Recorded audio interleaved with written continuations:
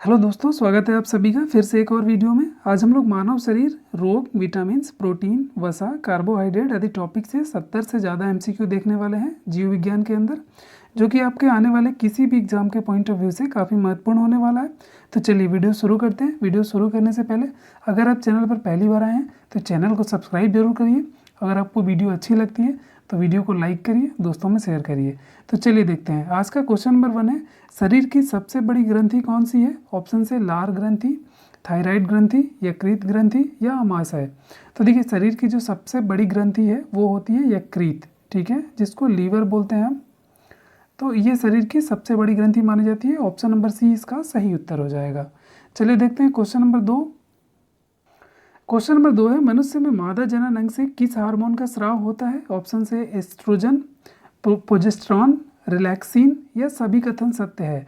तो देखिए, मादा जनन अंग से ज़्यादातर जो हार्मोन रिलीज होता है या निकलता है वो होता है रिलैक्सिन, ठीक है। लेकिन ये तीनों हार्मोन्स एस्ट्रोजन और प्रोजेस्टेरॉन भी निकलते हैं या स्रावित होते हैं, कह सकते हैं। तो यहाँ पे ये सभी कथन सत्य हो जाएगा, ठीक है। तो ऑप्शन नंबर डी आपका सही उत्तर हो जाएगा।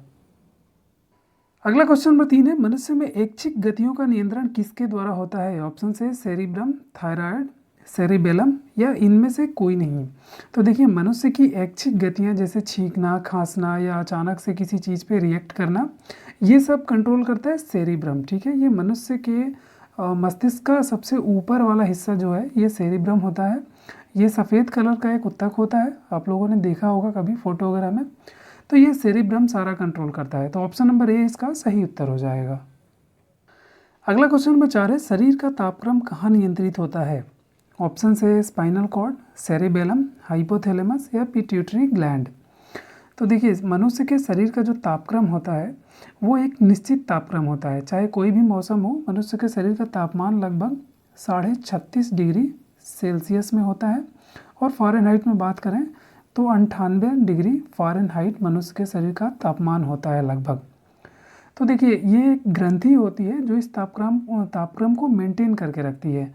नहीं तो हमारा तापक्रम जो है फ्लक्चुएट होने लगेगा, ऊपर नीचे होने लगेगा। उस ग्रंथि का नाम होता है हाइपोथैलेमस। ऑप्शन नंबर सी इसका सही उत्तर हो जाएगा। क्वेश्चन नंबर 5 है, निम्न में से कौन सा एंजाइम लार में पाया जाता है? ऑप्शन से पेप्सिन, ट्रिप्सिन, टाइलिन या काइमोट्रिप्सिन। तो देखिए, लार में एक एंजाइम पाया जाता है जो कि हमारे भोजन को हमारे मुख से ही पचाना चालू कर देता है। उस एंजाइम का नाम है टाइलिन, ठीक है। ऑप्शन नंबर सी इसका सही उत्तर हो जाएगा। अगला क्वेश्चन नंबर 6 है, वह प्रक्रिया जिसके द्वारा मनुष्य श्वास ग्रहण करता है तथा छोड़ता है क्या कहलाती है? ऑप्शन से श्वसन, स्वाक्षोवास, प्रश्वास या निश्वास। तो देखिए, इस प्रक्रिया को हम बोलते हैं स्वाक्षोवास, ठीक है। जिस प्रक्रिया में मनुष्य जो है सांस लेता है और छोड़ता है, ये प्रक्रिया क्या कहलाती है? स्वाक्षोवास। ऑप्शन नंबर बी इसका सही उत्तर हो जाएगा। अगला क्वेश्चन नंबर 7 है, ऊर्जा उत्पादन के लिए कोशिका प्रायः किसका उपयोग करती है? ऑप्शन से अमीनो अम्ल, ग्लूकोज, वसा अम्ल या सुक्रोज। तो देखिए, ऊर्जा का उत्पादन जो कोशिका करती है वो किसके मदद से करती है? तो ग्लूकोज की मदद से करती है। ऑप्शन नंबर बी इसका सही उत्तर हो जाएगा। अगला क्वेश्चन नंबर 8 है, श्वसन की अभिक्रिया में खाद्य पदार्थ की परिणति क्या होती है? ऑप्शन से विघटन, दहन, परिवर्तन या संश्लेषण। तो देखिए, श्वसन की अभिक्रिया में खाद्य पदार्थ की परिणति होती है विघटन की, मतलब छोटे छोटे हिस्सों में टूटते जाना, इसको बोलते हैं विघटन। ऑप्शन नंबर ए इसका सही उत्तर हो जाएगा। क्वेश्चन नंबर 9 है, खाद्य पदार्थों का पौधे में स्थानांतरण का मुख्य रूप कौन सा है? ऑप्शन से ग्लूकोज, स्टार्च, सुक्रोज या प्रोटीन। तो पौधे में जो खाद्य पदार्थ जाते हैं वो सुक्रोज के फॉर्म में जाते हैं, ठीक है। ये बाकी जो है ग्लूकोज, स्टार्च और प्रोटीन ये मनुष्यों में जाते हैं। पौधों की बात करें तो सुक्रोज के फॉर्म में जाते हैं। ऑप्शन नंबर सी इसका सही उत्तर हो जाएगा। अगला क्वेश्चन नंबर 10 है, एक स्वस्थ मनुष्य का रक्तचाप कितना होता है? ऑप्शन से 90 से 60, 120 से 80, 200 से 130, 140 से 160। तो देखिए, एक स्वस्थ मनुष्य का जो रक्तचाप होता है वो 120 से 80 Hg होता है। 120 जो है हाइयर होता है और 80 लोअर होता है। तो ऑप्शन नंबर बी इसका सही उत्तर हो जाएगा। अगला क्वेश्चन नंबर 11 है, मनुष्य के मस्तिष्क की सबसे बाहरी झिल्ली है? ऑप्शन से पिया मीटर, मीटर, ड्यूरामीटर या एरेनक्वाइड। तो देखिए, जो मनुष्य के मस्तिष्क की सबसे बाहरी झिल्ली होती है जो सेरेब्रम के जस्ट ऊपर होती है और एक स्कल होता है जिसको खोपड़ी बोलते हैं, उसके जस्ट नीचे रहती है, उसका नाम है ड्यूरामीटर। ठीक है, ऑप्शन नंबर सी इसका सही उत्तर हो जाएगा। अगला क्वेश्चन नंबर 12 है, मनुष्य की सूंघने की क्षमता को नियंत्रित करता है, कौन सा करता है? ऑप्शन से ऑप्टिक पाली, घ्राणेंद्रिय पाली, सेरिब्रम या इनमें से कोई नहीं। तो देखिए मनुष्य की जो सूंघने की क्षमता है वो घ्राणेंद्रिय पाली का होता है। ठीक है, तो ऑप्शन नंबर बी इसका सही उत्तर हो जाएगा। क्वेश्चन नंबर 13 है, मनुष्य में बुद्धि एवं चतुराई का केंद्र है, ऑप्शन से सेरिबेलम, हाइपोथैलेमस, सेरेब्रम या स्पाइनल कॉर्ड। तो देखिए बुद्धि और चतुराई का भी जो केंद्र है वो होता है सेरिब्रम। ठीक है, ऑप्शन नंबर सी इसका सही उत्तर हो जाएगा। अगला क्वेश्चन नंबर 14 है, रक्त में ग्लूकोज की मात्रा नियंत्रित रहता है किसके कारण? ऑप्शन से स्टेमोस्टेनिन के कारण, ऑप्शन नंबर बी है ग्लूकागन के कारण, ऑप्शन नंबर सी है गैस्ट्रिन के कारण या ऑप्शन नंबर डी है इंसुलिन के कारण। तो देखिए ग्लूकोज की मात्रा जो है वो इंसुलिन के कारण नियंत्रित रहती है, ऑप्शन नंबर डी इसका सही उत्तर हो जाएगा। अगला क्वेश्चन नंबर 15 है, ऑक्सीजन है, ऑप्शन से वसा है, कार्बोहाइड्रेट है, एंजाइम है या हार्मोन है। तो ऑक्सीजन जो है हमारे शरीर में एक एंजाइम की तरह काम करता है, ये ध्यान रखेंगे आप लोग, एग्जाम्स में ऐसे क्वेश्चंस पूछे जाते हैं बार बार, तो ये क्वेश्चंस आप लोग बिल्कुल अच्छे से दिमाग में बिठा लीजिएगा। ऑक्सीजन हमारे शरीर में किस तरह काम करता है? तो एक एंजाइम की तरह, एंजाइम मतलब एक पाचक की तरह जो भोजन को पचाने में मदद करता है। तो ऑप्शन नंबर सी इसका सही उत्तर हो जाएगा। अगला क्वेश्चन नंबर 16 है, वायुमंडल में सामान्यतः CO2 पाया जाता है, कितने परसेंट पाया जाता है? CO2 का मतलब है कार्बन डाइऑक्साइड गैस। ठीक है, ऑप्शन से 78%, 21%, 4% या 0.03%। तो देखिए वायुमंडल में 78% तो नाइट्रोजन पाया जाता है और 21% पाया जाता है ऑक्सीजन। अगर कार्बन डाइऑक्साइड की बात करें तो वो 0.03 से लेके 0.04 के बीच में पाया जाता है। ठीक है, तो यहाँ पे 0.4 नहीं दिया हुआ है, ऑप्शन नंबर डी में दिया हुआ है 0.03%। तो यही ऑप्शन हमारा सही उत्तर हो जाएगा। और दोस्तों अगर वीडियो आपको अच्छी लग रही हो तो लाइक ज़रूर करिए और चैनल को सब्सक्राइब करिए ताकि इस तरह की वीडियो बनाने के लिए हमें मोटिवेशन मिलता रहे। चलिए देखते हैं अगला क्वेश्चन। अगला क्वेश्चन नंबर 17 है, मनुष्य में मुख्य श्वसन अंग क्या है? ऑप्शन से फेफड़ा, नाक, ट्रैकिया या क्लोम। तो देखिए श्वसन अंग जो है वो मुख्य रूप से कौन सा है? वो है फेफड़ा। ठीक है, नाक से तो एक माध्यम है हवा जाने का, ऑक्सीजन जाने का, लेकिन श्वसन तंत्र का जो मुख्य अंग है वो है फेफड़ा। ठीक है, तो ऑप्शन नंबर ए इसका सही उत्तर हो जाएगा। अगला क्वेश्चन नंबर 18 है, निम्न में से कौन सी बीमारी श्वसन तंत्र से संबंधित है? ऑप्शन से डायरिया, टीबी, निमोनिया, बी और सी दोनों। ऑप्शन नंबर डी है कि बी और सी दोनों हो सकते हैं। तो देखिए डायरिया तो एक तरह से पेचिश या कह सकते हैं कि दस्त वाली बीमारी होती है। टीबी और निमोनिया जो है वो श्वसन तंत्र से जुड़ी हुई बीमारी है। तो ऑप्शन नंबर डी इसका सही उत्तर हो जाएगा, बी और सी दोनों। अगला क्वेश्चन नंबर 19 है, उच्च रक्तचाप की अवस्था को क्या कहते हैं? ऑप्शन से हाइपोटेंशन, पक्षाघात, हाइपरटेंशन या इनमें से कोई नहीं। तो देखिए उच्च रक्तचाप मतलब हाई ब्लड प्रेशर। ठीक है, तो हाई ब्लड प्रेशर को हम क्या बोलते हैं? हाइपरटेंशन बोलते हैं। ऑप्शन नंबर सी इसका सही उत्तर हो जाएगा। अगला क्वेश्चन नंबर 20 है, मछलियों में उत्सर्जी पदार्थ क्या है? उत्सर्जी पदार्थ से मतलब है यहाँ पे जो वेस्टेज है, जो उत्सर्जित होता है मतलब निकलता है, वेस्ट निकलता है, वो कौन सा पदार्थ निकलता है? ऑप्शन से एमिनो अम्ल, यूरिक अम्ल, यूरिया या अमोनिया। तो इसका सही उत्तर हो जाएगा ऑप्शन नंबर डी, अमोनिया। अगला क्वेश्चन नंबर 21 है, पौधे में आवश्यकता से अधिक जल किस प्रक्रिया द्वारा बाहर निकाले जाते हैं? ऑप्शन से अवशोषण, वाष्पोत्सर्जन, उत्सर्जन या प्रकाश संश्लेषण। तो देखिए पौधों में जो आवश्यकता से अधिक जल होते हैं वो वायुमंडल में छोड़ दिए जाते हैं। वो किसके द्वारा छोड़े जाते हैं? तो वाष्पोत्सर्जन के द्वारा छोड़े जाते हैं। ऑप्शन नंबर बी इसका सही उत्तर हो जाएगा। अगला क्वेश्चन नंबर 22 है, पौधों में गैसों के आदान प्रदान के लिए रहते हैं। ऑप्शन से जड़, रंध्र, टहनी और तना। तो देखिए गैसों के आदान प्रदान के लिए पौधों में छोटे छोटे छिद्र रहते हैं उनके पत्तियों में, और वो काफ़ी छोटे होते हैं, उनको माइक्रोस्कोप से देखा जा सकता है और उनका नाम होता है रंध्र। तो ऑप्शन नंबर बी इसका सही उत्तर हो जाएगा। अगला क्वेश्चन नंबर 23 है, फेफड़े का आकार होता है। ऑप्शन से गोलनाकार, बेलनाकार, शंक्वाकार या अंडाकार। तो इसका आकार जो होता है वो होता है शंक्वाकार। ठीक है, ऑप्शन नंबर सी इसका सही उत्तर हो जाएगा। अगला क्वेश्चन नंबर 24 है, भोजन का पाचन किस प्रकार की अभिक्रिया है? ऑप्शन से उपचयन, संयोजन, अपचयन या विस्थापन।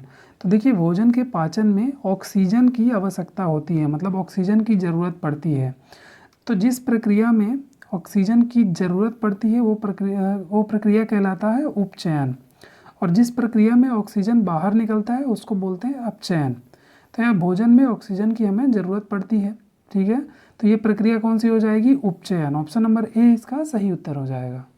क्वेश्चन नंबर 25 है, जीव विज्ञान शब्द का प्रयोग सर्वप्रथम किसने किया था? ऑप्शन से लेमार्क तथा ट्रेविरेनस ने, ऑप्शन नंबर बी है वॉन मॉल ने, ऑप्शन नंबर सी है पुरकिंजे ने, और ऑप्शन नंबर डी है अरस्तु ने। तो इस क्वेश्चन का सही उत्तर हो जाएगा ऑप्शन नंबर ए लेमार्क तथा ट्रेविरेनस ने। ऑप्शन नंबर ए इसका सही उत्तर होगा। अगला क्वेश्चन नंबर 26 है, जीव विज्ञान के जनक के नाम से जाने जाते हैं? ऑप्शन से लेमार्क, डार्विन, अरस्तु या ट्रेविरेनस। तो देखिए जीव विज्ञान के जनक जो जाने जाते हैं वो जाने जाते हैं अरस्तु। ऑप्शन नंबर सी इसका सही उत्तर हो जाएगा। अगला क्वेश्चन नंबर 27 है, वनस्पति विज्ञान के जनक के नाम से जाने जाते हैं? कौन जाने जाते हैं? ऑप्शन से थियोफ्रेस्टस, डार्विन, पुरकिंजे या अरस्तु। तो वनस्पति विज्ञान के जनक के नाम से अगर कोई जाने जाते हैं तो वो थे थियोफ्रेस्टस। ऑप्शन नंबर ए इसका सही उत्तर हो जाएगा। अगला क्वेश्चन नंबर 28 है, मानव की आंत में पाया जाने वाला जीवाणु है? ऑप्शन से एसररीसिया कोलाई, ऑप्शन नंबर बी है कोरिनोबैक्टीरियम, ऑप्शन नंबर सी है वाइब्रियो क्वेलरी या ऑप्शन नंबर डी है इनमें से कोई नहीं। तो देखिए मनुष्य की आंत में जो पाया जाने वाला जीवाणु है उसका नाम है एसररीसिया कोलाई। ऑप्शन नंबर ए इसका सही उत्तर हो जाएगा। क्वेश्चन नंबर 29 है, एंटीबायोटिक्स अधिकांशतः पाए जाते हैं? ऑप्शन से आवृतबीजियों में, ऑप्शन नंबर बी है कवकों में, ऑप्शन नंबर सी है विषाणुओं में या ऑप्शन नंबर डी है जीवाणुओं में। तो एंटीबायोटिक्स किस में पाए जाते हैं? जीवाणुओं में। ऑप्शन नंबर डी इसका सही उत्तर हो जाएगा। अगला क्वेश्चन 30 है, निम्न में सबसे छोटा जीव है? ऑप्शन से माइक्रोप्लाज्मा, ईस्ट, विषाणु या जीवाणु। तो सबसे छोटे जीव की बात की जाए तो वो होता है माइक्रोप्लाज्मा। ऑप्शन नंबर ए इसका सही उत्तर हो जाएगा। अगला क्वेश्चन नंबर 31 है, निम्नलिखित में से कौन सा रोग जीवाणु के कारण होता है? ऑप्शन से पेचिस, हैजा, चेचक या इनमें से कोई नहीं। तो जीवाणु से होने वाला जो रोग है वो है यहाँ पे हैजा। ऑप्शन नंबर बी इसका सही उत्तर हो जाएगा। अगला क्वेश्चन नंबर 32 है, निम्नलिखित में से किसके द्वारा दूध खट्टा होता है? ऑप्शन से वायरस, बैक्टीरिया, नीमोटोड या प्रोटोजोआ। तो दूध जो खट्टा होने का कारण है वो है बैक्टीरिया या जीवाणु, ठीक है। हिंदी में बोलेंगे तो जीवाणु, इंग्लिश में बैक्टीरिया। ऑप्शन नंबर बी इसका सही उत्तर हो जाएगा। अगला क्वेश्चन नंबर 34 है, सर्वप्रथम विषाणु की खोज किसने की थी? ऑप्शन से इवानोवस्की, ऑप्शन नंबर बी है Edward Jenner, option number C है लीनियस या ऑप्शन नंबर डी है स्मिथ। तो देखिए सर्वप्रथम विषाणु की खोज जो की थी वो की थी इवानोवस्की। ऑप्शन नंबर ए इसका सही उत्तर हो जाएगा। अगला क्वेश्चन नंबर 35 है, चेचक के लिए टीके का विकास किया गया था? ऑप्शन से मिलस्टीन ने, एडवर्ड जेनर ने, लुइस पास्चर ने या इनमें से किसी ने नहीं किया था। तो देखिए चेचक के लिए जिसने टीके का विकास किया था वो थे Edward Jenner. Option number B इसका सही उत्तर हो जाएगा। अगला क्वेश्चन नंबर 36 है, दूध के दही के रूप में जमने का कारण है? ऑप्शन से लैक्टोबैसिलस, ऑप्शन नंबर बी है माइक्रोबैक्टीरियम, ऑप्शन नंबर सी है खमीर या इनमें से कोई नहीं। तो देखिए दूध जो है वो दही में जमता है किसके कारण? तो वो जमता है लैक्टोबैसिलस के कारण। ऑप्शन नंबर ए इसका सही उत्तर हो जाएगा। अगला क्वेश्चन नंबर 37 है, निम्नलिखित में से कौन सा रोग विषाणु के कारण होता है? ऑप्शन से मलेरिया, यक्ष्मा, चेचक या पीलिया। तो देखिए इसमें विषाणु से होने वाला रोग जो है वो है चेचक। ऑप्शन नंबर सी इसका सही उत्तर हो जाएगा। क्वेश्चन नंबर 38 है, कुत्ते के काटने से जिस विषाणु के द्वारा घात रोग उत्पन्न होता है क्या कहलाता है? ऑप्शन से हैजा, पेचिस, मम्स या हाइड्रोफोबिया। तो देखिए कुत्ते के काटने से जो प्रॉब्लम होती है, जो रोग होता है उसको बोलते हैं हाइड्रोफोबिया। ऑप्शन नंबर डी इसका सही उत्तर हो जाएगा। अगला क्वेश्चन नंबर 39 है, SARS क्या है? ऑप्शन से संचार प्रणाली, विषाणु जनित रोग, कवक जनित रोग या इनमें से कोई नहीं। तो देखिए सार्स एक विषाणु जनित रोग है जिसका पूरा नाम होता है सीवियर एक्यूट रेस्पिरेटरी सिंड्रोम, ठीक है। तो ऑप्शन नंबर बी इसका सही उत्तर हो जाएगा। अगला क्वेश्चन नंबर 40 है, निम्न में से किसमें क्लोरोफिल नहीं होता? ऑप्शन से कवक, शैवाल, बायोफ्राइट्स या टेरिडोफाइट्स। तो देखिए क्लोरोफिल क्या होता है? ये पौधों में पाया जाने वाला एक तत्व होता है जिसके कारण से पत्तियों का रंग जो है या पौधों के पत्तियों का रंग हरा कलर का होता है, ठीक है। तो ये किस में नहीं पाया जाता? तो ये किस में? कवक में नहीं पाया जाता। ऑप्शन नंबर ए इसका सही उत्तर हो जाएगा। अगला क्वेश्चन नंबर 41 है, मिर्गी की औषधि किस लाइकेन से प्राप्त होती है? ऑप्शन से रोसेल, लेकोनेरा, इंडोकार्पन या परमेलिया। तो देखिए मिर्गी की औषधि जो है वो किससे प्राप्त होती है? तो ये होती है इंडोकार्पन से। ऑप्शन नंबर सी इसका सही उत्तर हो जाएगा। अगला क्वेश्चन नंबर 42 है, सबसे अधिक क्रोमोसोम किस में पाए जाते हैं? ऑप्शन से टेरिडोफाइट्स में, बायोफ्राइट्स में, मनुष्य में या हाथियों में। तो सबसे ज़्यादा क्रोमोसोम पाया जाता है किस में? ये पाया जाता है टेरिडोफाइट्स में। ऑप्शन नंबर ए इसका सही उत्तर हो जाएगा। अगला क्वेश्चन नंबर 43 है, निम्नलिखित में से कौन सा एक जड़ नहीं है? ऑप्शन से शकरकंद, मूली, आलू या गाजर। तो देखिए ये शकरकंद, मूली और आलू गाजर ये तो जड़ है, आलू जो है एक जड़ नहीं माना जाता है। ऑप्शन नंबर सी इसका सही उत्तर हो जाएगा। अगला क्वेश्चन नंबर 44 है, कोशिका की आत्महत्या की थैली कहलाता है? ऑप्शन से गाल्जी काय, माइट्रोकांडिया, सेंट्रियोल या लाइसोसोम। तो देखिए कोशिका की आत्महत्या की थैली जो होती है वो होती है लाइसोसोम। ऑप्शन नंबर डी इसका सही उत्तर हो जाएगा। अगला क्वेश्चन नंबर 45 है, भोजन का अनिवार्य अवयव है? ऑप्शन से प्रोटीन, कार्बोहाइड्रेट्स, ग्लूकोज या ये सभी। तो देखिए भोजन का जो अनिवार्य अवयव है वो होता है कार्बोहाइड्रेट, ठीक है। बाकी चीज़ें किसी में रहती हैं नहीं रहती हैं, लेकिन कार्बोहाइड्रेट जो है वो मस्ट होता है, अनिवार्य होता है। तो ऑप्शन नंबर बी इसका सही उत्तर हो जाएगा। अगला क्वेश्चन नंबर 46 है, निम्नलिखित में से कौन सा पदार्थ मानव शरीर में ईंधन का काम करता है? ऑप्शन से विटामिन, जल, प्रोटीन या कार्बोहाइड्रेट्स। तो देखिए शरीर को जो ऊर्जा प्रदान करता है वो करता है कार्बोहाइड्रेट्स। तो एक तरह से ईंधन की तरह काम हो गया ये। तो ऑप्शन नंबर डी इसका सही उत्तर हो जाएगा। अगला क्वेश्चन नंबर 47 है, कैप्सूल का आवरण बना होता है? किस चीज़ का बना होता है? ऑप्शन से स्टार्च का, प्रोटीन का, ग्लूकोज का या सेलुलोज का। तो देखिए कैप्सूल का जो आवरण होता है वो जानवरों की हड्डियों और चमड़ों को उस प्रोसेस करके बनाया जाता है। तो उसमें स्टार्च काफ़ी मात्रा में होती है। तो ऑप्शन नंबर ए इसका सही उत्तर हो जाएगा। अगला क्वेश्चन नंबर 48 है, शहद का प्रमुख घटक है? ऑप्शन से माल्टोज, फ्रक्टोज, ग्लूकोज या विटामिन। तो देखिए शहद में जो है वो सबसे ज़्यादा पाया जाता है वो होता है फ्रक्टोज। ऑप्शन नंबर बी इसका सही उत्तर हो जाएगा। अगला क्वेश्चन नंबर 49 है, निम्नलिखित में से कौन सी शर्करा तत्काल ऊर्जा प्रदान करती है? ऑप्शन से सेल्यूलोज, माल्टीलोज, ग्लूकोज या इनमें से कोई नहीं। तो देखिए सबसे तेज़ी से ऊर्जा प्रदान करती है वो होती है ग्लूकोज। ऑप्शन नंबर सी इसका सही उत्तर होगा। अगला क्वेश्चन नंबर 50 है, निम्नलिखित में से सर्वाधिक ऊर्जा प्रदान करता है? ऑप्शन से खनिज लवण, कार्बोहाइड्रेट, प्रोटीन या विटामिन्स। तो देखिए मनुष्य के अगर ऊर्जा की बात की जाए शरीर के, तो अभी थोड़ी देर पहले हम लोगों ने बात किया था कि मनुष्य में ईंधन का कार्य करता है तो वो करता है कार्बोहाइड्रेट, ठीक है। तो ऊर्जा कौन प्राप्त करेगा या प्रदान करेगा? वो कार्बोहाइड्रेट ही करेगा। तो ऑप्शन नंबर बी इसका सही उत्तर हो जाएगा। अगला क्वेश्चन नंबर 51 है, शरीर में ऊतकों का निर्माण किससे होता है? ऑप्शन से प्रोटीन, कार्बोहाइड्रेट, वसा या विटामिन्स। तो देखिए ऊतकों का निर्माण भी होता है कार्बोहाइड्रेट से ही। ऑप्शन नंबर बी इसका सही उत्तर हो जाएगा। अगला क्वेश्चन नंबर 52 है, एंजाइम का मूल रूप क्या होता है? ऑप्शन से लिपिड, अम्ल या कार्बोहाइड्रेट। तो देखिए एंजाइम का जो मूल रूप होता है वो होता है लिपिड। ऑप्शन नंबर ए इसका सही उत्तर हो जाएगा। यहाँ पे चौथा ऑप्शन नहीं दिया है, 3 ही ऑप्शन दिए हुए हैं। हालांकि ऑप्शन नंबर ए ही आपका सही उत्तर हो जाएगा। अगला क्वेश्चन नंबर 53 है, किसमें प्रोटीन नहीं पाया जाता? ऑप्शन से चावल, दाल, दूध या मांस। तो देखिए दाल, दूध और मांस में प्रोटीन होता है। एक चावल है जिसमें प्रचुर मात्रा में कार्बोहाइड्रेट्स होते हैं लेकिन प्रोटीन बहुत ही कम होता है, मतलब ना के बराबर होता है। तो ऑप्शन नंबर ए इसका सही उत्तर हो जाएगा। अगला क्वेश्चन नंबर 54 है, निम्नलिखित में से किसमें प्रोटीन का सबसे अधिक स्रोत पाया जाता है? ऑप्शन से मटर, सोयाबीन, उड़द या चना।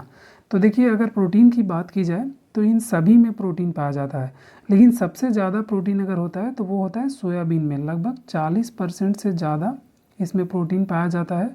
तो ऑप्शन नंबर बी आपका यहाँ पे सही उत्तर हो जाएगा। अगला क्वेश्चन नंबर 55 है, शाकाहारी अधिकतम प्रोटीन पाते हैं? ऑप्शन से दालों से, सब्जियों से, दूध से या ये सभी।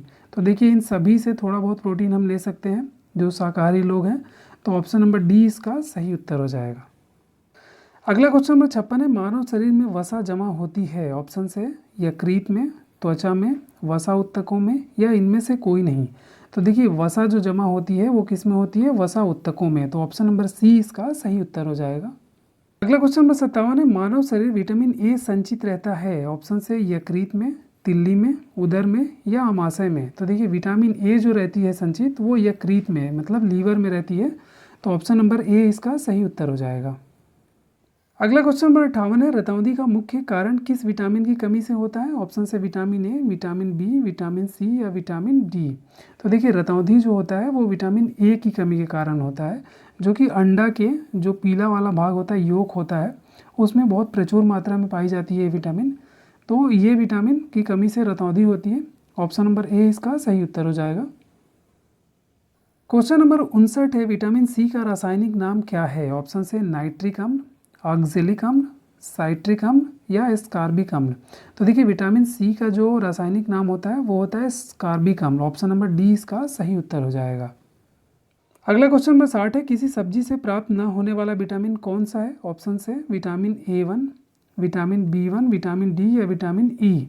तो देखिए विटामिन A1 जो है वो किसी सब्जी से प्राप्त नहीं होता है, ये सूर्य की रोशनी में शरीर जब रहती है तो शरीर प्रोड्यूस करती है, ठीक है। तो ये सूर्य की रोशनी से प्राप्त होने वाला विटामिन है, तो ऑप्शन नंबर ए इसका सही उत्तर हो जाएगा। अगला क्वेश्चन नंबर 61 है, प्रातःकालीन धूप में मानव शरीर में कौन सी विटामिन उत्पन्न होती है। ऑप्शन से vitamin A, vitamin B, vitamin C या विटामिन डी।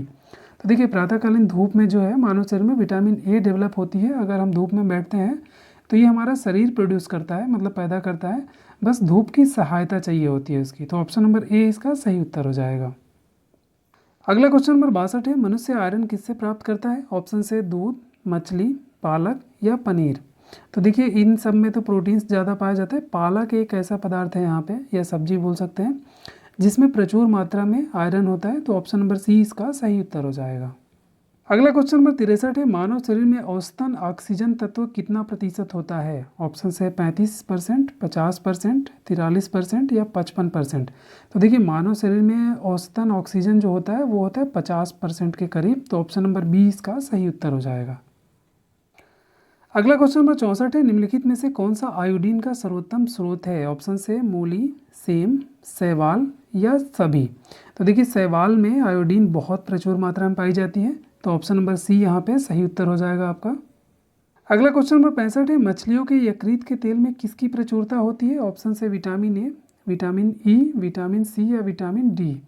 तो देखिए मछलियों के यकृत के तेल में विटामिन डी बहुत प्रचुर मात्रा में पाई जाती है, तो ऑप्शन नंबर डी यहाँ पे सही उत्तर हो जाएगा। क्वेश्चन नंबर 66 है, विटामिन का रासायनिक नाम क्या है। देखिए यहाँ पे थोड़ा सा मिसप्रिंट हो गया है, यहाँ पे विटामिन ई लिखना था लेकिन ई यहाँ से छूट गया है, गलती से मिस हो गया है। तो विटामिन ई का रासायनिक नाम क्या है ये क्वेश्चन कह रहा है। ऑप्शन से टेकोफेरॉल, ऑप्शन बी है रेटिनॉल, ऑप्शन सी है रिबोफ्लेविन, ऑप्शन नंबर डी है इनमें से कोई नहीं। तो देखिए विटामिन ई का अगर रासायनिक नाम की बात की जाए तो वो होता है टेकोफेरॉल। ऑप्शन नंबर ए इसका सही उत्तर हो जाएगा। अगला क्वेश्चन नंबर 67 है, मानव शरीर में रक्त का थक्का किस विटामिन से बनता है। ऑप्शन से vitamin A, vitamin E, vitamin के या विटामिन डी। तो ये बनता है विटामिन के से। ऑप्शन नंबर सी इसका सही उत्तर हो जाएगा।